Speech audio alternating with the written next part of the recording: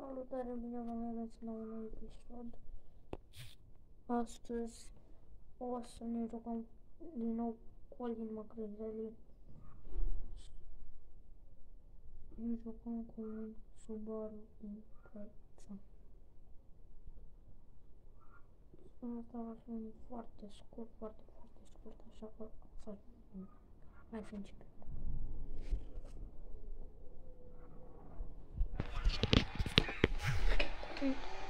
Ne jucăm cu volanul.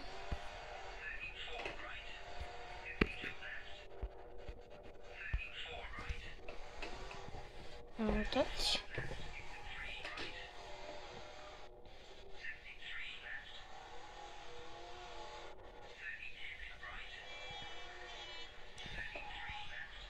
Am acolo chestia business sau cum se numește în filmează, am pus-o pe televizor că am putut. Ne-a sunat telefonul așa. Da, deci mai avem puțin să terminăm chestia asta. De asta am spus că ăsta va fi un episod super scurt. Și am mai filmat azi un pic până mâine începe școala. Azi e duminică, mâine e luni.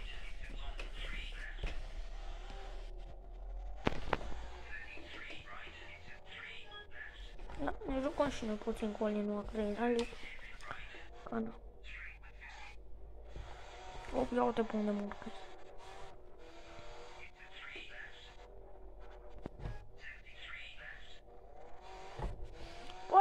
Poate luăm și Fordul la o tură, sincer, că aș lua și Fordul la o tură.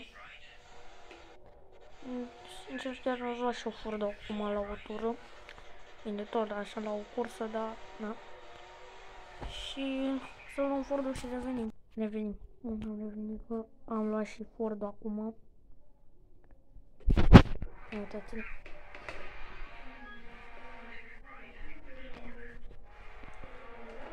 Așa. Da.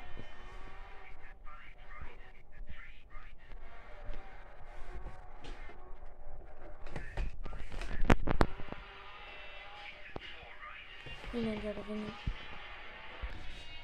Bun, ia uitați aici. Ne jucăm.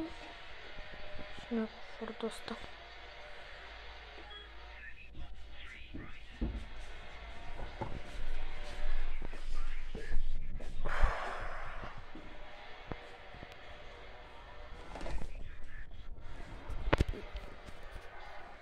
Îmi place super mult Fordul, deci Fordul ăsta e preferat în toate.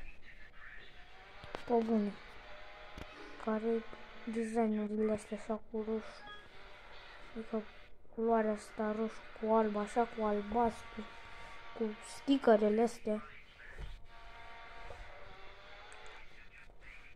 Cred că ăsta e un livery 100% un vinilin de asta, livery, vinilin. Și de asta zic, arată super. Da, nu mai e un episod scurt acum, așa că, da. Bine, e foarte luminos să fie.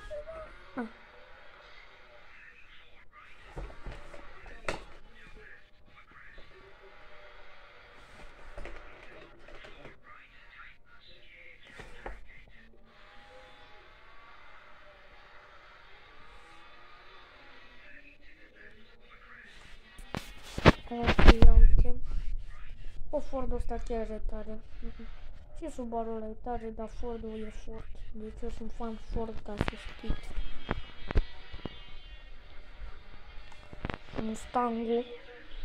Mustangul cred că e mult mai șmecher decât un Subaru de 100 de ori. Cu părerea mea. Ia să dăm și sunetul ăsta mai încet așa. Gata. Și sau de acum nu mai facem. Hehe.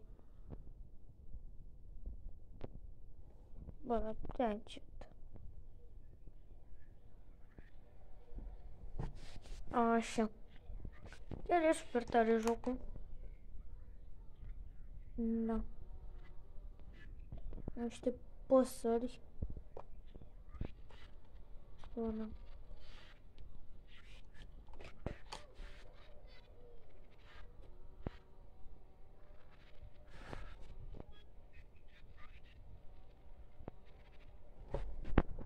Da.